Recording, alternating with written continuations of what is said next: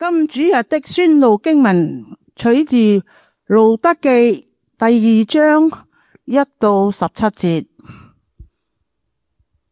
拿俄米有一個親戚，是她丈夫以利米勒本族的人，名叫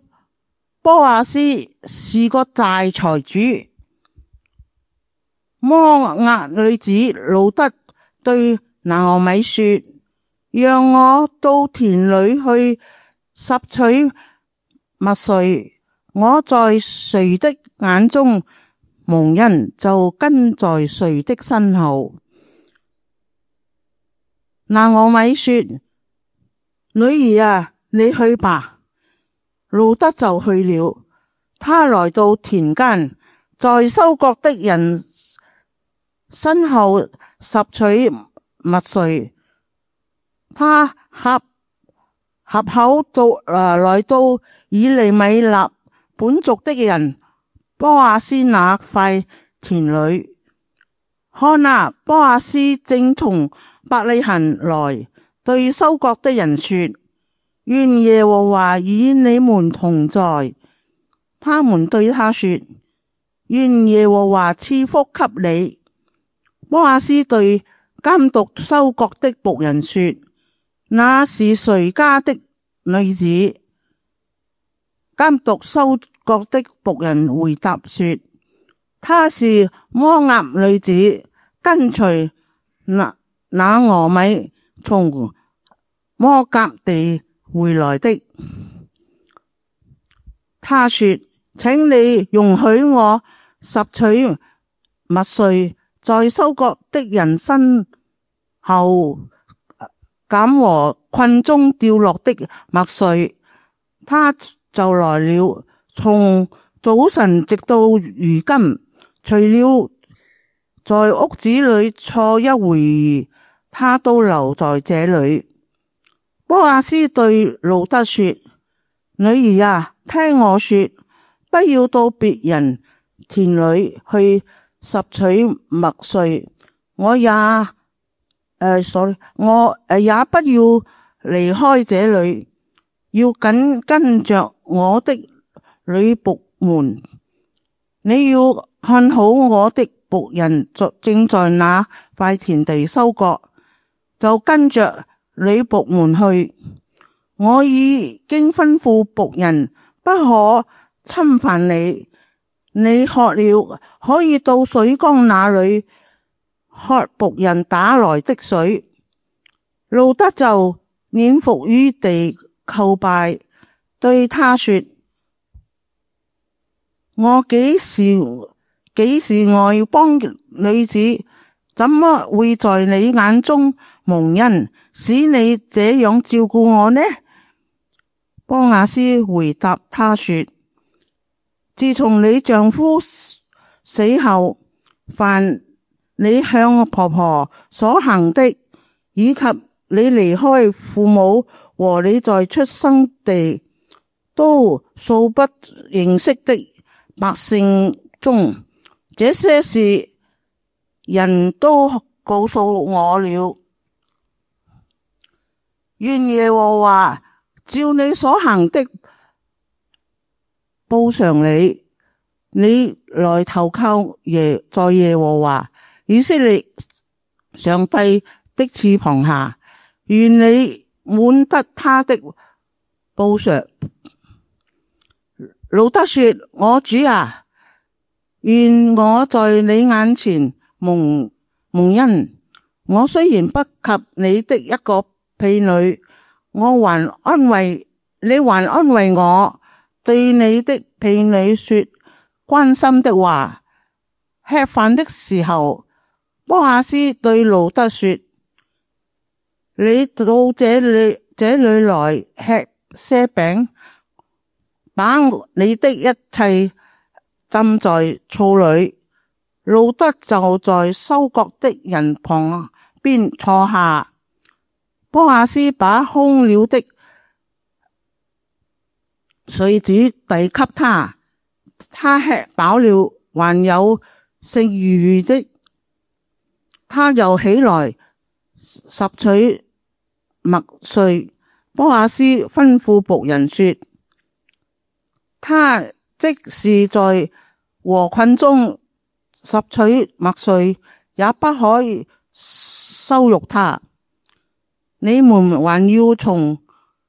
捆裏抽一些出來，留給他拾取，不可責備他。這樣路得在田間拾取麥穗，直到晚上，他把所有拾取的麥穗打了約有一伊法的大麥。這是上主的話語。感謝上帝。今朝嘅宣道題目係知遇之恩，有請許秀君傳道。多謝潔貞好讀咗一段好長嘅經文。好，我哋大家一齊低頭禱告。天父上帝，我哋多謝你，因為從路得記我哋睇到你奇妙嘅作為，特別響困苦無助嘅人當中，你從來冇離開佢哋。我又願意從呢卷書裏邊，我哋更加認識你係看顧我哋嘅上帝，你時時刻刻都與我哋同在。將呢段時間恭敬仰望，禱告奉主耶穌基督聖名而求，阿門。人嘅一生呢，其實總係有順利同埋困難嘅日子。咁咧，我哋作為基督徒都唔例外。我哋喺信仰上呢，有時有啲好特別唔同嘅反應。當我哋順利或者我哋咧遇到一啲好值得感恩嘅時候，我哋都識得去為到呢啲嚟到感謝上帝，佢賜福俾我哋，保守我哋。但係當我哋遇到困難或者日子艱難，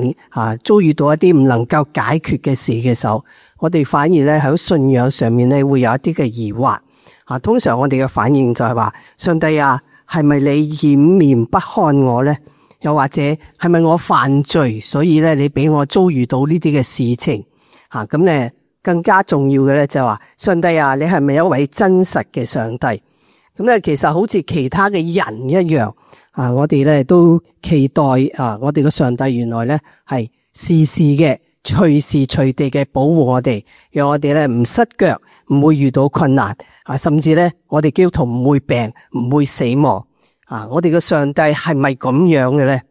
其實我哋嘅基督徒咧，人生如果真係一生平平順順，從冇困難嘅話，你諗下係咪真係咁快樂咧？可能好平淡無奇。咁咧，我唔係話，所以因為咁樣，我哋基督徒咧就要求一啲困難難過嘅日子，以致我哋能夠經歷上帝。唔係，但係咧，我相信當我哋遇到困難或者經歷嘅時候，我哋守住自己嘅信仰，我相信喺嗰啲嘅日子裏邊，你會經歷到原來我哋嘅上帝從來都冇離開過我哋，從來都冇離棄過我哋。咁咧，當你回頭睇嘅時候，你會覺得上帝嘅恩手實在奇妙。咁喺路得記裏邊咧，其實翻譯本裏邊有兩次提到恰巧，廣東話好似好難讀哦，恰巧咁咧，如果我哋廣東話講咧就話啱啱好，咁啱遇着咁啱，係嘛？咁啊比較容易。咁其實咧喺頭先我哋讀呢章裏邊咧已經提咗一次咧，就話咁啱路得去到波阿斯嘅田。咁有另外一個翻譯本喺第4章第1節嗰度咧，亦都講到波阿斯咁啱咁巧咧遇到就係以利米勒另外一個近親嘅親戚。咁我唔知咧你嘅人生裏邊咧有幾多次咁啱咧？頭先咧落咗一陣大雨，係咪啊？咁我唔知幾多人咧嚟到嘅時候咧，啱啱遇到大雨嗬。咁我比較早出門啦，因為我要坐的士嚟，所以咧我就好早。當我上咗車之後咧，行向高速公路嘅時候就開始咧打雷啊！我就哇去到教堂咧，究竟喺門口落啊，因為要佢兜一個圈。咁我自己會覺得咧，真係咁啱得咁巧，我冇遇到嗰個大雨我上咗嚟之後咧，先落雨。但係我會好深信咧，就係喺我人生裏邊好多嘅事情咧，唔係咁啱得咁巧，係上帝嗰個恩手喺後邊咧，都安排咗一啲嘅事，讓我去經歷。咁路得咧經歷咗咁啱咧，佢其實係睇到上帝嘅看顧。咁喺佢困境嘅裏邊咧，佢仍然選擇咗跟隨佢嘅婆婆。跟隨婆婆咧呢個唔係淨係跟嗰個嘅人我諗咧大家上個星期應該聽到咧，就係佢跟隨佢係跟隨佢去到佢自己嘅去到婆婆嘅家鄉跟隨佢係去到婆婆嗰度跟隨佢嘅信仰，呢個係好重要。所以今日咧我同大家咧喺第2章裏邊咧想睇4個嘅人物。第一個咧就係當然一定唔離開咧就係拿俄米咁如果大家去讀翻第1章嘅時候咧，你就知道呢個婆婆佢出去嘅時候離開伯利恆嘅時候咧，佢有夫有子，甚至可能咧帶住一啲嘅財富出去。但係當佢翻嚟嘅時候咧，無夫無子無田產而且咧生計毫無着落。所以當地嘅人見到佢翻嚟嘅時候咧叫佢拿俄米，佢就話咩唔好叫我拿俄米佢話叫馬拉。馬拉咧其實就係阿婦，以後唔好叫我拿俄米，叫我阿婦所以去到第2章咧就係佢哋翻到家鄉婆媳兩個人一定要面對就係究竟點樣可以生活落去咁咧我覺得呢個婆婆咧呢個家婆咧係向一種好悲傷而毫無生氣都唔想多，亦都唔諗咧點樣計劃落去。所以當路德主動提出話我去田間拾取麥穗嘅時候拿俄米咧只係輕輕咁講，女兒你去啦咁佢我哋就睇到開始嘅時候拿俄米咧就係咁樣嘅心態，毫無生氣，亦都冇乜嘢求生咁樣嘅想法。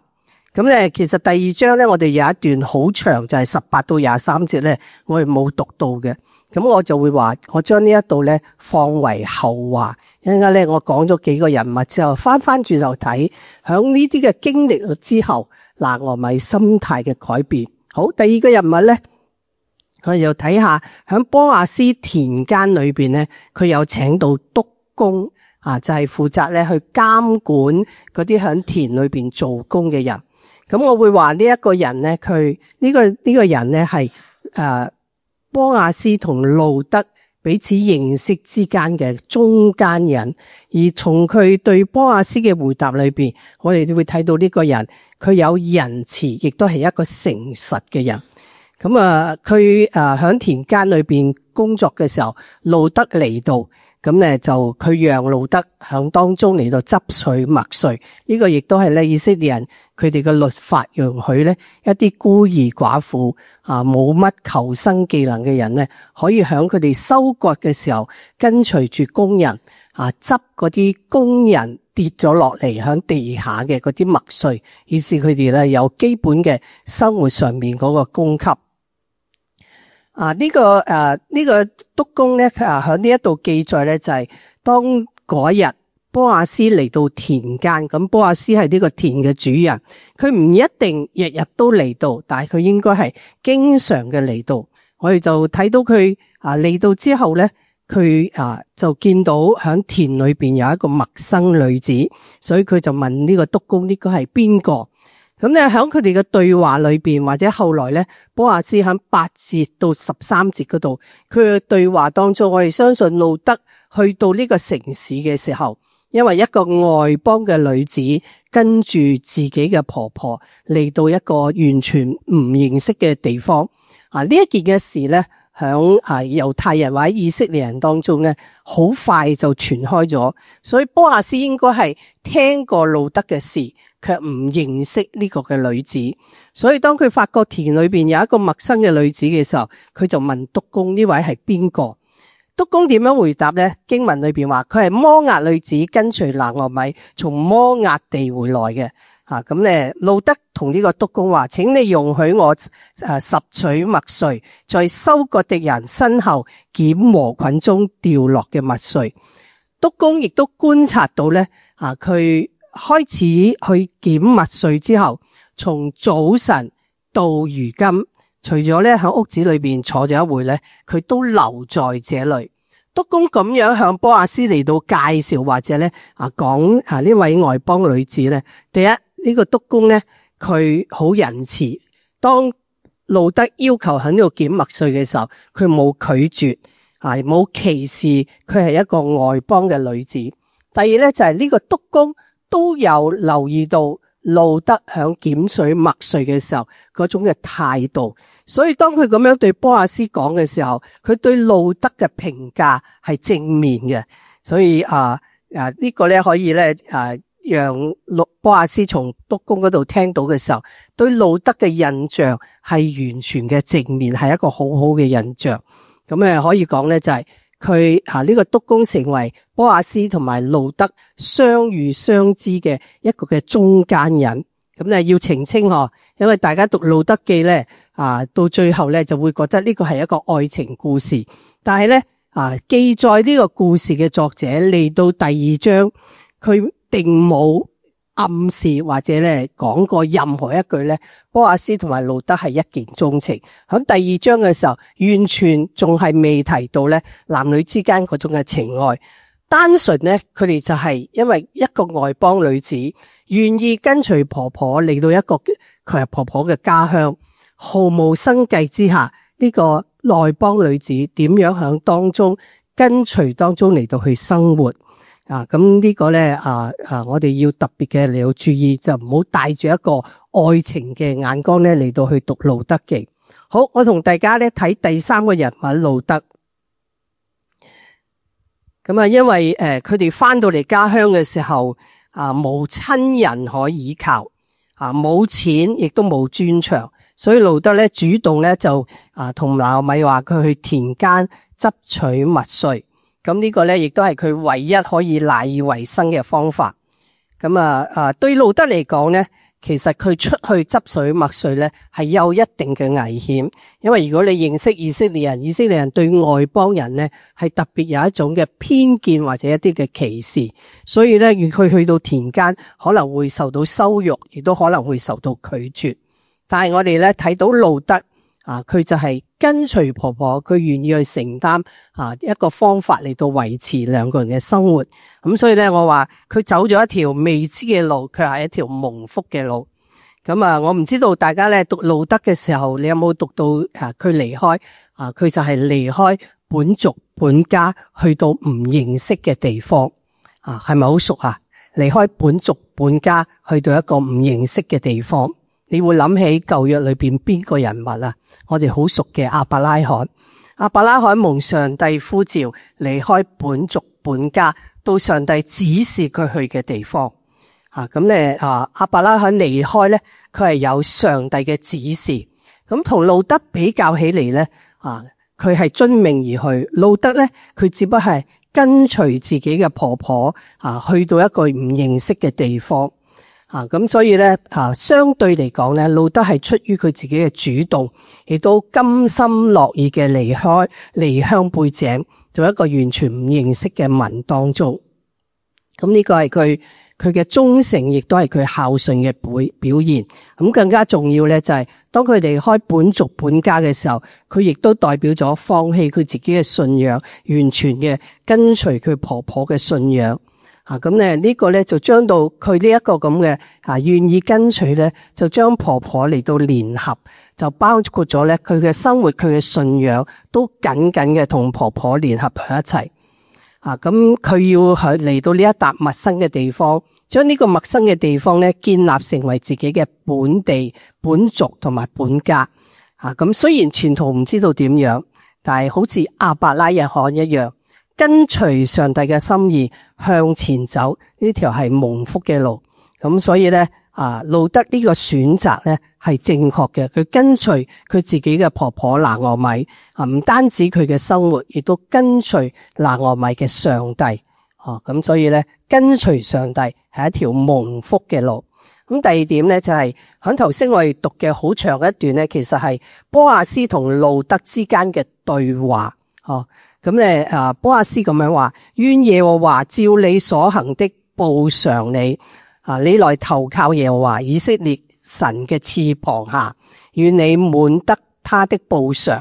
咁報償咧，響某啲嘅翻譯本裏邊或者裏邊嘅意思咧，就係話你得到一個賞賜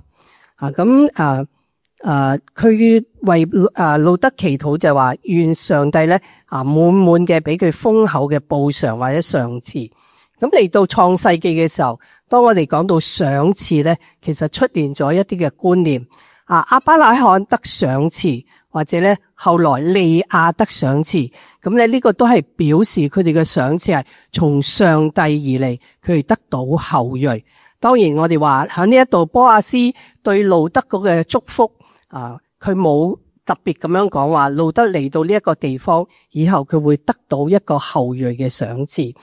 因為波阿斯我諗佢心底裏邊為路德嘅祝福都係希望你喺呢一度可以豐衣足食，健健康康，快快樂樂。但係當我哋將呢個賞賜或者呢個報償連埋到去創世記裏邊嘅意思嘅話，原來裏邊包含咗一個意思，跟隨耶和華，願意響耶和華嘅翅膀底下生活嘅呢一個女子路德，佢得到上帝嘅賞賜，可能以後佢會喺呢個地方裏邊得到後裔。咁咧呢個咧就要等我哋咧讀呢個故事慢慢讀落去嘅時候，我哋睇下呢個故事嘅發展。好，第三點咧，路德嘅人生裏邊咧，知遇之恩。路德對波阿斯嘅回答就話：我主啊，願我在你眼前蒙恩。我雖然不及你的一個婢女，你還安慰我，對你的婢女說關心的話。咁咧，響路德同波阿斯呢段對話嚟到13節嘅時候，好明顯透過呢對對話，呢兩個人開始慢慢嘅嚟到彼此認識，而你發覺佢哋彼此嘅對話咧，都係一個向善嘅嗰個方向，良好嘅方向。兩個人都係講一啲好值得鼓勵、好值得彼此嘅嚟到去祝福嘅話。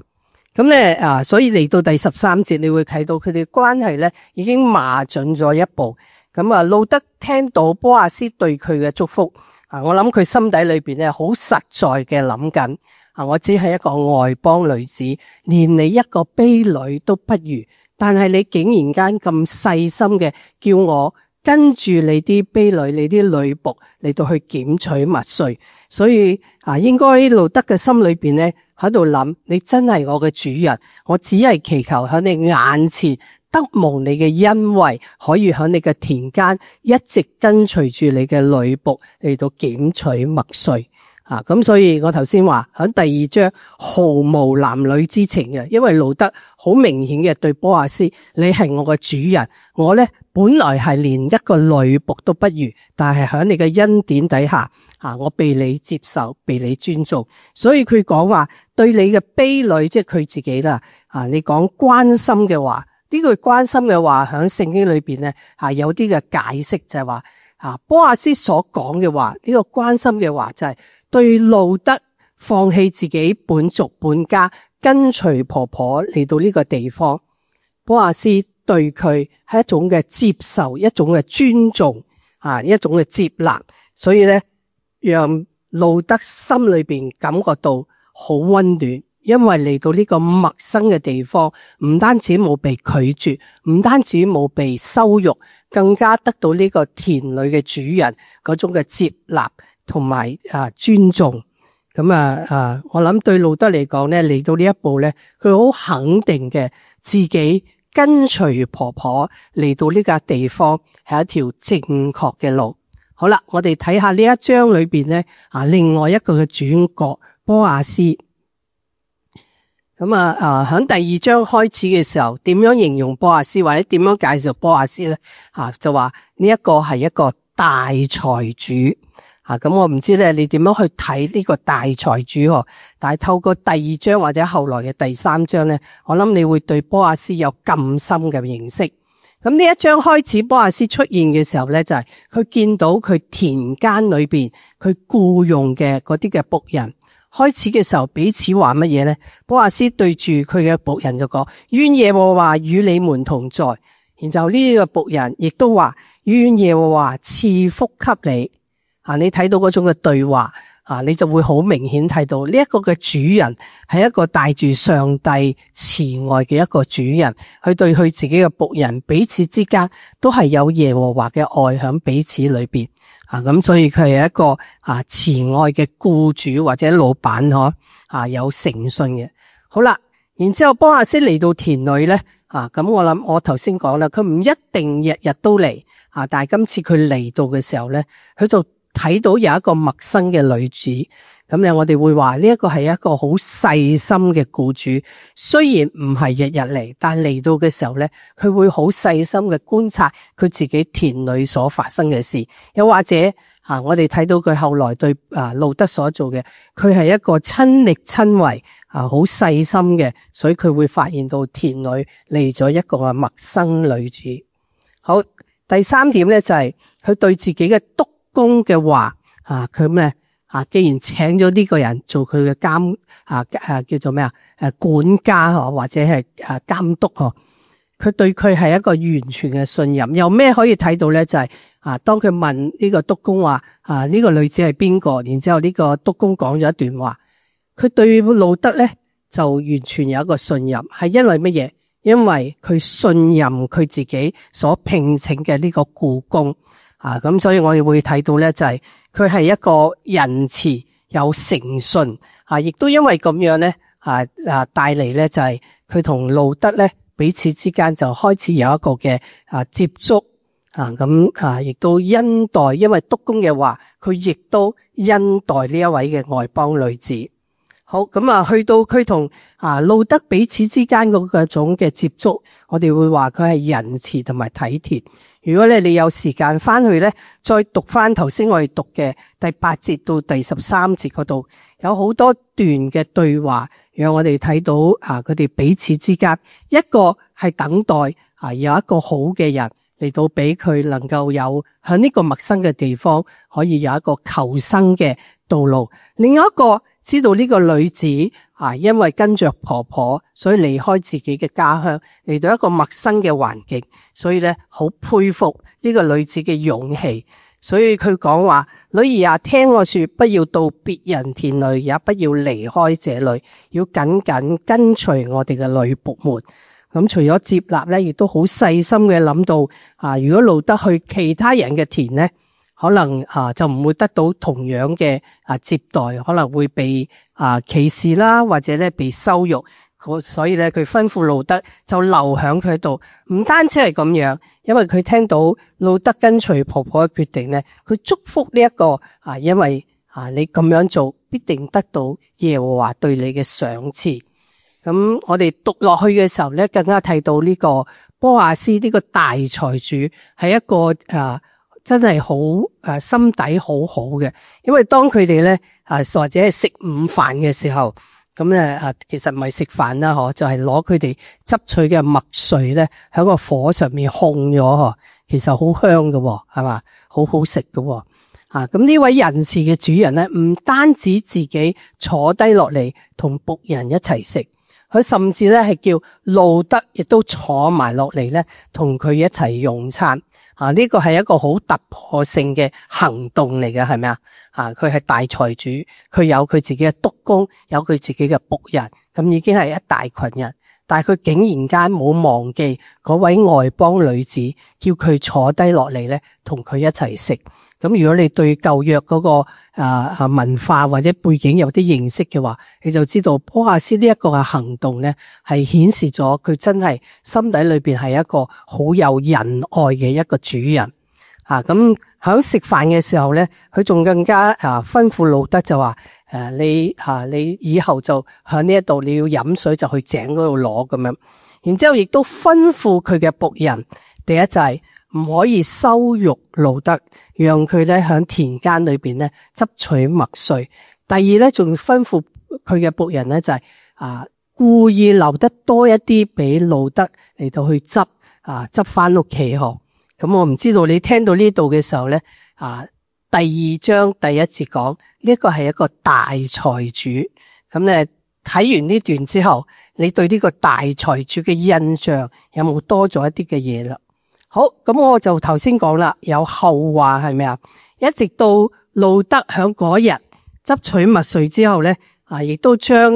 食剩嘅跟汁嘅嘢咧帶翻去俾拿俄米。咁拿俄米咧就問佢話：你今日去咗邊個人嘅田啊？咁佢話：哦，我去咗波亞斯。喺嗰個嘅時候咧，拿俄米先忽然間想起，波亞斯其實咧佢係我哋嘅家族裏邊嘅其中一個親戚，所以咧佢就吩咐路德就話：以後你唔好去其他嘅人嗰度，你就去佢嘅田裏邊去執取麥穗。咁如果你將第二節嘅拿俄米女兒啊，你去吧。同埋第24節咧，佢點講？女兒啊，你要跟住佢嘅使女出去，唔好叫人遇見你喺別人嘅田間，這才為好。咁你就睇到一個了無生氣嘅家婆，經過路德一日嘅經歷，佢心態上面咧嗰種嘅改變。咁喺聖經嘅形容裏邊咧，就係從收大麥到小麥嘅時候，路德一路都同波亞斯嘅僕人或者婢女咧一起。咁我諗大概收割嘅時間有1-2個月嘅時間。咁你就知道佢響呢個田裏邊咧有1-2個月嘅時間。咁路德同波亞斯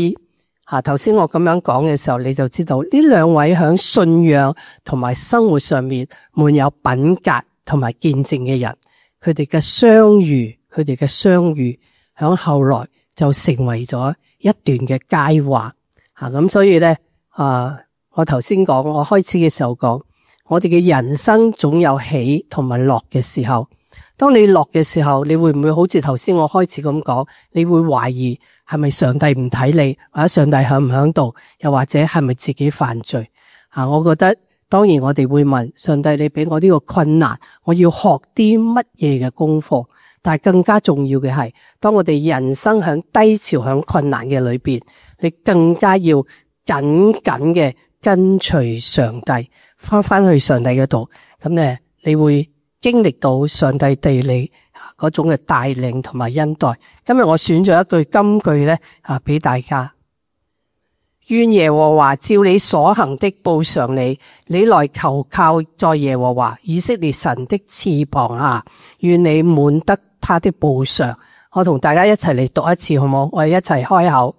願耶和華照你所行的報償你，你來投靠耶和華以色列神的翅膀下，願你滿得他的報償。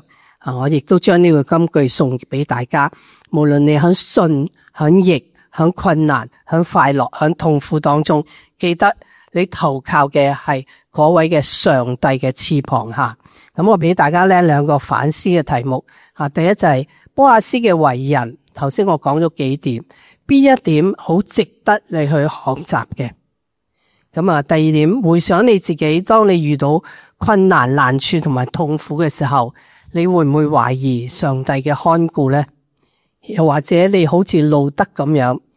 就憑住信心踏步向前，咁你再回頭呢，你會睇到處處都係上帝嘅恩典。你有冇呢啲嘅經歷？我哋一齊低頭禱告。天父上帝，我哋多謝你，透過路德嘅經歷，讓我哋睇到佢本來係一個唔認識你嘅外邦女子，但係就係選擇跟隨婆婆，更加跟隨佢嘅信仰，以致響佢悲苦嘅人生，佢開始咗一段蒙福嘅路。響我哋嘅人生亦都係，有時我哋都會經歷到一啲嘅難處。求你幫助我哋，當我哋遇到難處嘅時候，我哋唔會喺信仰上面疑惑，因為我哋知道我哋嘅上帝時時刻刻必與我哋同在。當我哋經歷困難嘅時候，你會讓我哋喺困難中依靠你而得到成長。我哋多謝你，禱告奉主耶穌基督聖名以求，阿們。